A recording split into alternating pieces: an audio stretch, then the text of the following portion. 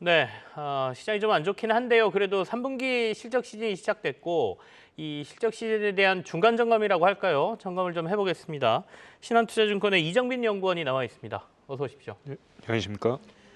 이제 주목할 만한 기업들이 속속 실적들을 발표하고 있는데 지금까지 실적 나온 것들 점검을 하면 어떻습니까? 좀 괜찮습니까? 아니면 조금 불안합니까?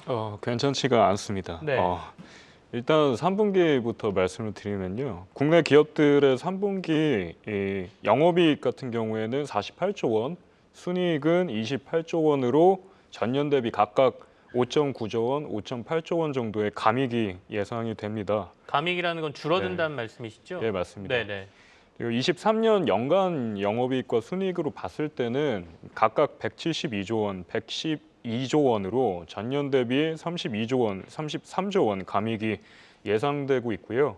8월부터 이익 둔화세가 시행되고 있는데 이는 뭐 고금리, 고물가에 대한 우려와 러우 전쟁, 이팔 전쟁 이슈가 국내 상장 기업들에게 부정적인 영향을 미칠 것이라는 우려가 반영된 결과라고 보시면 될 것 같습니다.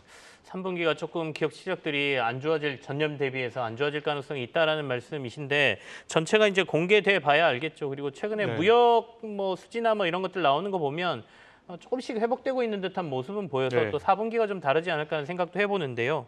네, 희망의 끈을 놓지 않으려고 제가 하는 얘기입니다. 근데 그래도 업종이나 섹터별로 조금 온도차가 있을 것 같거든요. 네. 그래서 지금 실적 나오는 것들 보면서 이익의 증가율이 좀 높은 데들부터 한번 점검을 좀 해볼까요? 예, 알겠습니다. 그렇게 뭐 이익이 올라온 섹터는 많지는 않습니다. 네네. 솔직히 말씀을 드리면 많지는 않고요. 섹터별로 보면 유틸리티와 경기 소비재 증액이 두드러지고 있습니다. 그래서 2023년 3분기 영업이익은 유틸리티에서 9조 원, 경기 소비재에서 2조 원 증액이 예상이 되고 있고요. 네. 에너지와 금융은 각각 9천억 원, 6천억 원 증액이 예상이 됩니다. 아무래도 금리가 높고 유가가 올라가다 보니까 에너지랑 금융 쪽에서 이익이 전반적으로 올라오는 분위기입니다. 업종별로 보시면은 네. 3분기에는 자동차 증액이 2조 원 이루어지고 있어요. 유틸리티 다음으로 큰 업종이라고 보시면 되고요. 금융에서는 증권과 보험, 기여도가 큰데 영업이 각각 5천억 원, 3천억 원 정도 증가가 예상이 됩니다. 증권 같은 경우에는 아무래도 개인 거래 대금이 증가한 탓에 수익성이 개선된 것으로 보입니다. 참 증권 업종은 이익은 개선됐다고 하는데 지금 개인 투자자들이 워낙 손실을 많이 보고 계셔서 이 얘기 들으면 예. 조금 성에 안 차실 것 같긴 한데요. 어쨌든 실적만 놓고 보면 자동차 아까 유틸리티 이런 게 3분기에는 네. 좀 괜찮았다 이런 말씀이시잖아요. 예, 반대로 맞습니다. 예. 시장 추정치를 하회할 만한 섹터나 업종은 어느 띠로 보고 계세요? IT가 안 좋죠. 아무래도 반도체가 다 전반적인 실적 컨센서스를 끌어내리다 보니까 이런 그 IT 쪽에서의 이게 감익이 두드러지는 모습이 나타나고 있고요. 소재 산업재도 실적이 안 좋습니다.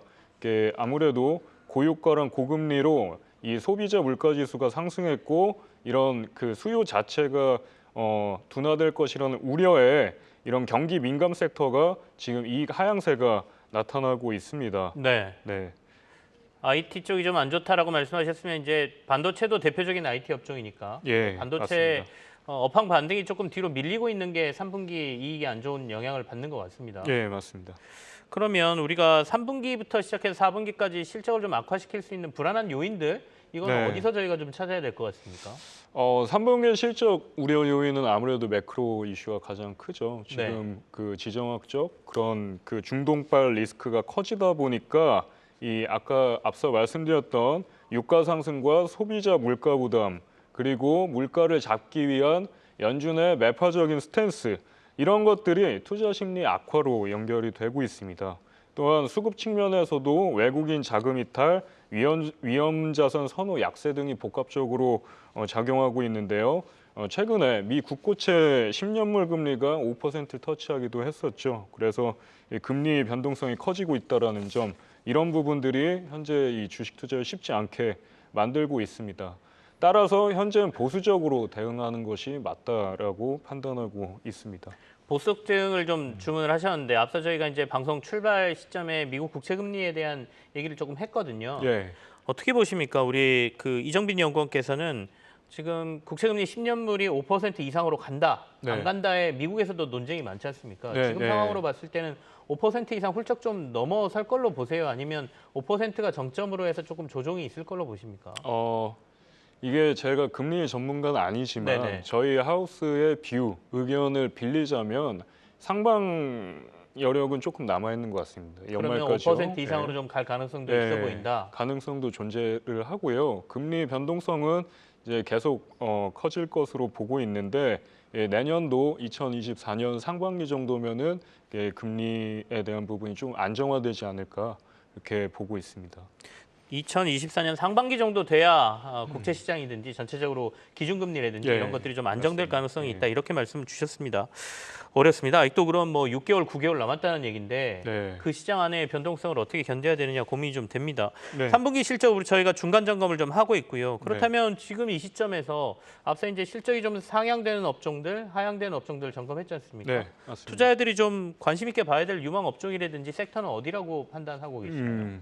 일단 우량한 배당주를 선별하는 게 굉장히 중요합니다. 아무래도 4분기에 배당 시즌이다 보니까 이 배당 서프라이즈를 설명하는 주요 변수가 어닝 서프라이즈예요. 순이익 증가율이고요.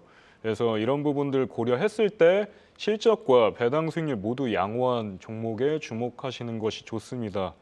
현 시점에서는 이 DGB 금융지주, 삼성증권, NH투자증권, 현대홈쇼핑, TKG 유캠스, 한국앤컴퍼니, DB손해보험 등 이런 그 배당주가 있거든요. 네네. 실적이 조금 올라오고 있는.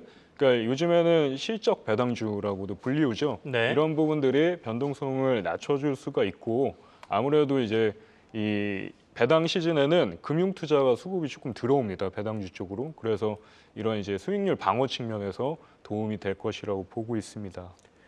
자, 지금 들어온 속보 하나만 제가 말씀을 드릴게요. 현대차가 실적을 발표를 했네요. 현대자동차 3분기 잠정 실적이 나왔는데 시장 예상치를 소폭 웃도는 실적입니다. 지금 매출은 41조 원, 그리고 영업이익은 3조 8천억 원이 나왔어요. 전년 대비해서 매출은 8.7%, 그리고 영업이익은 146.3%가 증가했다라고 발표가 됐습니다. 시장 추정치를 매출액은 한 4% 정도, 그리고 영업이익은 지금 한 10% 정도 웃돈 것으로 나오기 때문에 환율 효과라든지 최근에 이제 미국에서 뭐 파업, 자동차 노조의 파업 이런 것들에 대한 반사이익을 좀 본 것 아닌가라고 보여집니다. 시장이 안 좋은데 그나마 현대차의 좋은 실적 제가 말씀을 드리고 있습니다.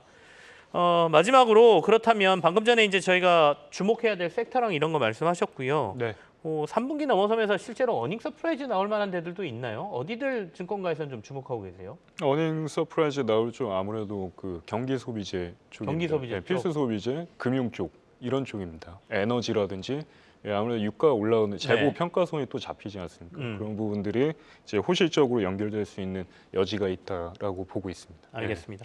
시장이 어려울 땐 결국엔 이제 실적을 바라볼 수밖에 없는데요. 경기 네. 소비재 쪽에 좀 어닝 서프라이즈가 나올 가능성이 높다 이렇게 말씀해 주셨습니다. 신한금융투자의 이정빈 연구원과 오늘은 함께했습니다. 감사합니다. 예, 감사합니다.